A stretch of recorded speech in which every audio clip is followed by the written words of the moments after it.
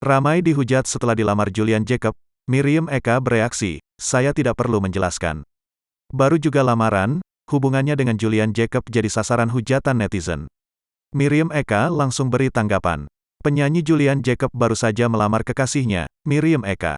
Keduanya pun memamerkan momen haru tersebut di sosial media masing-masing. Tampak dari raut wajah Julian Jacob dan Miriam begitu bahagia dan siap melangkah ke pelaminan.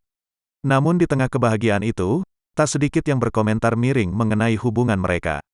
Hingga nama Brisya Jody pun ikut terseret. Ya, sebagaimana diketahui, Brisya Jody merupakan mantan kekasih Julian Jacob. Sementara Miriam Eka disebut-sebut masih sahabat dengan Brisya Jody. Itulah yang memancing komentar buruk netizen pada Julian Jacob yang dicap gemar memacari teman mantannya sendiri. Netizen dengan kejam hingga menyumpahi agar dia dan Miriam menerima karma.